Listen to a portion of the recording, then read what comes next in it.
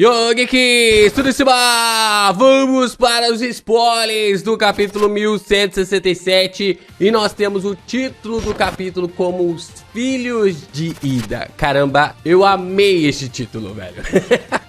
Eu acho que faz todo o sentido, porque tanto Loki quanto também o Haraldin, eles são os filhos. Seja filho adotivo, seja o filho ali biológico, os dois se tornaram filhos da Ida, né? Até esqueci o nome da mãe do Loki, né? Não dá nem pra chamar de mãe, né? Progenitora apenas ali do Loki. Aquilo ali, mãe.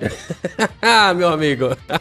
Você, todo mundo aqui teve uma mãe, né? Todo mundo sabe o amor que uma mãe tem, né? Pelo menos na maioria das vezes, né? No caso do Loki não dá. Então tá muito longe de ser a definição de mãe. Eu gostei pra caramba que o Oda foi lá e canonizou, né? De forma definitiva que o Loki e o Haraldin são filhos da Ida. E tem um motivo, tem uma visão do porquê que esse capítulo se chama Filhos de Ida. E a gente vai falar um pouco sobre isso depois da vinheta.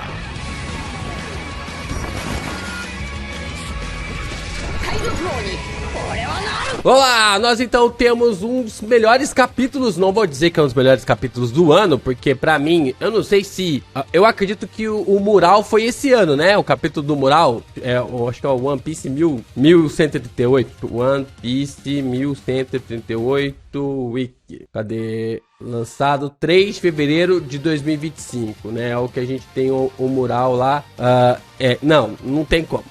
Esse capítulo é o melhor do ano. O Oda lançou essa pedrada lá em fevereiro e depois teve que correr atrás. Mas com toda certeza é um dos melhores capítulos do ano para oficializar teorias que muita gente desconsiderou, né? Muita gente... Ó, galera, eu vou falar um negócio pra vocês aqui. Nunca menospreze teorias. Jamais, jamais menospreze teorias. Você pode menosprezar... Não vou dizer menosprezar, né? Mas você pode debater a teoria. Agora, falar que uma teoria não tem nada a ver... Dizer que uma teoria não pode ser utilizada, não pode ser usada. Ah, meus amigos, calma, calma. Eiichiro Oda sempre estará a cozinhar, então não descarte todas as possibilidades antes delas acontecerem, antes do núcleo desse personagem se fechar. O primeiro ponto que nós temos aqui dos spoilers é que o Harald recebe a missão do governo mundial de ajudar os marinheiros, impedindo um navio pirata que está à deriva em meio a uma névoa densa. Interessante isso aqui, hein? Porque ele não vai ajudar diretamente ao governo mundial. Primeiro ele parte para ajudar os marinheiros, para reforçar as forças relacionadas à marinha, o que já coloca um grau de confiabilidade em relação ali aos serviços do próprio Harald. Existe uma conexão acontecendo aqui entre os gigantes e também o governo mundial. Só que o que é mais interessante é que mais tarde, essas ações do Harald fica conhecido como uma enorme forma que assombra o Triângulo Florian. Olha só, que coisa intrigante, né? Que coisa realmente intrigante. Nós temos ali o Triângulo Florian de uma forma realmente bem peculiar, tendo essa figura que aparece e desaparece. Será que são 3 gigantes? Será que são 3 gigantes? Será que é o Harald ali, ainda transformado no Dome Reverse, que fica naquele lugar impedindo com que outros piratas caminhem, outros piratas consigam seguir os seus percursos? Ah, Eiichiro Oda, o que você quer dizer com isso, hein? Você quer dizer pra nós que o Harald ainda está vivo? De que o rei ali dos gigantes ainda está vivo através do Dome Reverse? Não sabemos, não sabemos. O que nós sabemos é que existe uma criatura lá no Triângulo de Florian, né? O Triângulo Florian, e que basicamente a gente não sabe o que é, né? Do que se trata até hoje, né? Mais de 700 capítulos depois e nós não temos resposta. E tem galera estressada por aí porque o Oda não revelou todos os acontecimentos de God Valley, né? E a gente esperando esse significado nessa revelação até agora. E o que eu espero pra você nesse vídeo é que você deixe seu like, se inscreva aqui no canal e também compartilhe os nossos conteúdos por aí. É muito importante você continuar reagindo, comentando, divulgando ainda mais os nossos vídeos para que o YouTube continue a propagar ainda mais os nossos conteúdos de One Piece por aqui. É claro que você ainda pode se tornar membro do canal, mandar o seu valeu e mandar o seu hypar. Isso continua a nos ajudar, fortalecer ainda mais os nossos conteúdos e fazer com que o One Piece cresça cada vez mais aqui no Geek Brasil. Então continue a ajudar pra gente continuar a crescer. Vemos o Harold sendo convocado diante dos Gorosei, que marcam seu braço com o selo do mar raso, o primeiro passo de um sistema de 3 níveis, raso, profundo e abissal, né? Provavelmente abissal vem de abismo, né? Do Abyss ali, que é utilizado pela Gunko, e o Abyss, ele tem a patente mais alta, né? Provavelmente é a patente que a Gunko está utilizando, raso, profundo e abissal, né? Ou abismo. E é uma característica aqui interessante. E aqui as coisas já começam a ficar mais complicadas, né? Porque o Harold já não vai dar mais passar pano pra ele, né? Porque uma coisa é agir do lado da Marinha, outra coisa é passar a agir do lado do governo mundial. Mas ainda assim o Harold não sabe sobre o Imu, e as tentativas do seu coração são meio que, digamos assim, válidas. Ele quer fazer o mundo um lugar melhor, né? Só que Imu, olha só que, caraca, como o Oda é um cara desgraçado, né, mano? Imu tá usando a vontade boa do Harold para que ele faça coisas más. Olha só que coisa, assim, absurda. Porque por mais que o Harold, ele esteja trabalhando para que piratas e os gigantes fiquem realmente, assim, em seus lugares, em seus devidos lugares, a gente começa a ver que Imu está usando isso ao seu bel prazer, ao seu benefício próprio. Então, olha só que coisa maluca que o Oda tá fazendo. Ele tá pegando coisas que normalmente são boas e está usando para o mal. Tudo que pode ser colocado para ser bom pode ser usado para o mal. Se você não sabe quem tá acima de você, se você não sabe pra quem você está trabalhando, se você não sabe pra quem que você está se dirigindo, caramba, é muito legal isso, cara. Você vê essa perspectiva de que até coisas boas podem ser usadas a favor do próprio mal, né? Porque Imu é o próprio capeta, né? E a gente sabe de uma visão, por mais que, caramba, Harold, você tá pisando na bola, você tá vacilando, mas no lugar dele, como é que a gente age? Né? Como é que faz? Né? Então, tipo, ele tá tentando se redimir e tá se afundando cada vez mais, né, velho? Então não tem muito mais o que defender ele, né? Já abraçou ali o governo mundial de tudo quanto é jeito, e agora não tem mais o que lhe resta, não. Vemos que após a morte ali de Roger, o mundo mergulha na grande era dos piratas e a marinha começa a recrutar gigantes para fortalecer suas forças, né? Um pedido ali do Garp desde antes de God Valley, né? Um pedido ali que o Garp tinha para que os gigantes viessem a fortalecer, para que pudessem aceitar logo ali o Harold como membro do governo mundial. Só que agora o Garp agora está olhando toda essa visão, todo esse fortalecimento com uma perspectiva diferente, porque fortalecer a marinha é fortalecer o governo mundial, é fortalecer aquela criatura maligna que está realmente ali governando o mundo, né? Que está agindo por detrás ali do mundo. E o Garp provavelmente está querendo saber onde que tá aquilo, né? O que é aquela criatura, o que é aquela coisa, né? Então, tipo, começa a se encaixar algumas peças ali do porquê que tudo isso tá realmente acontecendo. Nós observamos então que no domínio ali dos Cavaleiros de Deus, Harold conhece Garnin, que lhe dá uma criatura usada para contato instantâneo, né? Então é bem interessante porque a gente começa a ver esse tipo de evolução tecnológica, né? Relacionados ali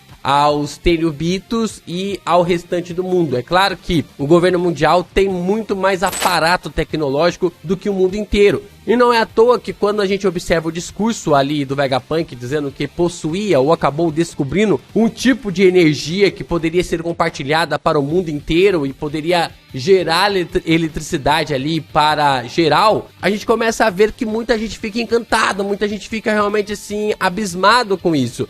E é um fato, né? O governo mundial, eles vivem com uma tecnologia muito mais avançada em relação aos demais, principalmente na questão de comunicação, né? Porque eles precisam estar conectados, eles precisam realmente estar gerados. E o mais interessante, né, que o Harold, ele é inspirado, né, no Harold Bluetooth, né, o Harold Dente Azul, que é o rei lá. Se eu não me engano, agora acho que é o rei da Dinamarca. Não, ou é da Noruega. Deixa eu ver aqui. Harald Dente Azul. Eu acho que é da Noruega. Não, da Dinamarca. Harald I da Dinamarca, né? O Harald Dente Azul, o Harald Bluetooth. E é interessante, né? Porque Bluetooth é o nome da tecnologia que a gente usa para conectar os nossos fones de ouvido, os nossos smartwatch, as pessoas ao nosso redor, para passar foto, para passar algumas coisas, tem ali uma espécie de conexão. E o que o Harald queria fazer? O Harald queria conectar as ilhas, né? Ele quer conectar as ilhas através de consulados, né, através de embaixadas. E ele acaba recebendo ali um contato instantâneo, né, uma criatura usada para contato instantâneo, tipo uma forma ali do Oda fazer um pouco mais dessa ligação com o Harald Bluetooth. Nós então observamos que 15 anos antes, durante a fuga de Fischer Tiger, um cavaleiro de Deus mascarado corta suas correntes e o deixa escapar. Ou seja, toda essa confusão que o Fischer Tiger acabou ocasionando foi por causa deste cavaleiro sagrado. E quem é este cavaleiro sagrado? Nós temos a revelação de que é o Shanks. Lá em Mary Josie, o Harald é apresentado ao Shanks e ao Shamrock. Shanks acabou de aceitar um pacto do Mar Raso e entra para os Cavaleiros de Deus imediatamente, porque seus talentos combinam com os de Shamrock, que também é uma estrela em ascensão na Terra Sagrada. Ou seja, o Shamrock não é bucha de canhão. Porque o Oda acabou de equiparar o Shanks ao Shamrock e o Shamrock ao Shanks. Então o Shamrock, diferente do Garlin, ele não é bucha de canhão. O que fortalece dois pontos aqui, né? O primeiro ponto é que eles possuem linhagem Dave também, né? Possuem ali a linhagem de tanto o Shanks quanto também o Shamrock.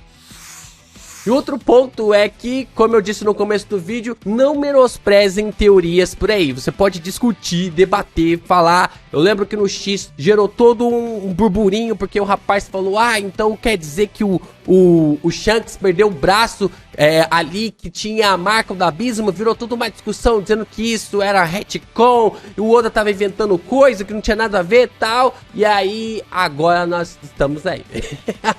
Confirmado Shanks como Cavaleiro de Deus, né? No mesmo nível, no mesmo patamar em ascensão de Shamrock. Então, tudo leva a crer, Olha, você ficou irritado comigo. Mas o Oda, ele me dá combustível, gente. O Oda me dá combustível e vocês ficam irritados comigo. O poder do amor do Shanks pelo Luffy fez ele acabar ali cortando totalmente os laços que ele tinha em relação ao governo mundial. Todo esse poder, né, essa marca que os Cavaleiros de Deus possuíam, que o Shanks acabou ali possuindo, é uma forma de que o Luffy cortou esse laço com o governo mundial e através do Haki do Conquistador do Shanks, ele mantém o seu braço ali sem se regenerar, que pelo que aparenta os Cavaleiros de Deus tem essa marca e eles conseguem se regenerar por causa dessa marca, e a gente consegue ver que o Shanks pode manter o seu Haki do Conquistador para fazer com que o braço dele não se regenere e ele perca ali a forma de Imu lhe controlar, né? Na verdade, ele acaba ganhando, né? Porque Imu não está lhe controlando. Então, essa é uma visão muito interessante que muita gente ficou falando na minha cabeça. LP, você tá viajando no poder do amor. LP, você tá viajando aqui no Haki do amor. E, cara, o Oda só me dá combustível.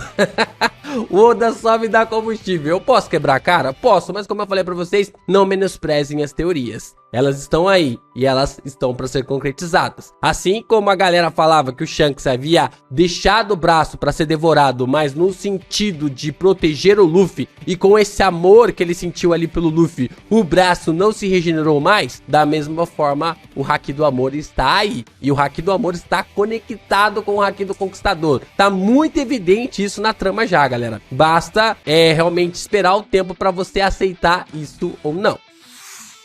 Harold então tenta reconhecer Shanks, mas o Shanks repreende-o, chamando-o de ninguém, né? Dizendo ali que ele não era ninguém. Mesmo assim, fica sugerindo que foi o próprio Shanks quem libertou o Tiger, né? Que ele falando ali que, tipo, uma coisa era quando o Shanks chegava em Mary Joce e outra coisa era o Shanks lá no submundo, né? Na superfície humana, né? Uma coisa era o Shanks lá em Mary Joce, outra coisa era o Shanks na superfície humana. Como a gente pode observar, lá no encontro do Shanks com o Gaban, ele já está com a marca e ele está falando que o Harold é uma pessoa boa, né? De que o Harold era mesmo ali um governante bom. Shanks não mostra ali o seu olho esquerdo, ele está escondendo a marca ali do seu olho, né? Ele está escondendo a marca talvez porque acabou de realmente rolar, né? Acabou ali de acontecer essa marca em relação ao conflito com o Barba Negra. Então a gente tem mais ou menos uma ideia que o conflito do Barba Negra com Shanks ocorre entre 15 a 14 anos atrás, né? Entre 15 a 14 anos atrás ocorre esse confronto. A gente já tinha uma ideia que era mais ou menos nessa época, né? Entre 14 até ali alguns anos que ele acabou meio que adotando a Uta, né? Que ele acaba meio que pegando a Uta em adoção. Se eu não me engano, nessa época ele já tinha adotado a Uta, né? Porque ele porque ele adota a Uta com a Uta tendo ali 3 anos. A Uta tem, sei lá, deixa eu ver, Uta, One Piece, acho que a Uta tem 21. Então, como ele adota a Uta ali com 1 para 3 anos, nessa época ele já tava com a Uta ali no bando e o bando dele já estava formado. Então ele era um cavaleiro de Deus, mas sem estar junto com os cavaleiros de Deus. Ele era um cavaleiro de Deus juntamente ali com o seu bando, né? Uma coisa peculiar. Então, tipo assim, o bando do Shanks é bem intrigante, né? Porque aceitaram que ele se aliasse ao governo mundial, aliasse ali as forças do governo mundial e permaneceram como piratas, né? Então, tipo assim, tudo realmente fica meio que confuso nessa relação do Shanks, né? Fazendo parte dos Cavaleiros de Deus, mas ao mesmo tempo ainda sendo pirata, né? O que demonstra pra nós que o seu sangue ainda é nesse sentido, né? De fortalecer a ideia de ser um Di, mas ao mesmo tempo um Tenryubito, né? O Shanks estava tentando reunir informações sobre Mary Joce e o governo mundial, né? Então a gente sabe que ele tinha ali alguns planos para derrubar o governo mundial. Em Elbaf, nós observamos a Ida ficando gravemente doente e é necessário um curandeiro de outra terra. Harundin então parte em busca de um para tentar encontrar esse curandeiro. Loki então fica sabendo disso e entra em fúria, atacando a vila de Ida porque acha que alguém a envenenou e diz que ela é a sua única mãe. Ah, o Loki... O Loki, amigo, é uma manteiga derretida, cara. Fica pagando aí de fortão, fica pagando aí de irritadão e tal, mas é uma manteiga derretida gritando ali de que é a sua única mãe. Olha, eu vejo duas possibilidades para esse envenenamento, né? A galera ali, né, dos anciões que vivem lá no paraíso, né, que acabam vivendo na superfície. Lembrando que o Elbaf é dividida em 3 partes, né? O paraíso, a Terra do Sol e o submundo, né? Então, os gigantes normalmente vivem ali na Terra do Sol. Na parte de cima nós temos o paraíso, que é os anciões e a galera lá que fica, que a gente não viu até agora, e nós temos o submundo. A Ida vive ali no submundo juntamente com o Bar tal, e tem uma vila ali perto onde ela acaba vivendo, né? Ela se separou para não ter esse problema ali com o Harold, né? E aí o Loki vai para cima, só que eu acho que quem acabou envenenando ali a Ida não foi nenhum dos gigantes. Acabou sendo alguém mesmo do governo mundial, né? Porque isso realmente é para deixar o Harold cada vez mais aos frangalhos e cada vez mais prostrados em relação, né? Cada vez mais prostrado em relação ao governo mundial, né? Cada vez mais de joelho, né?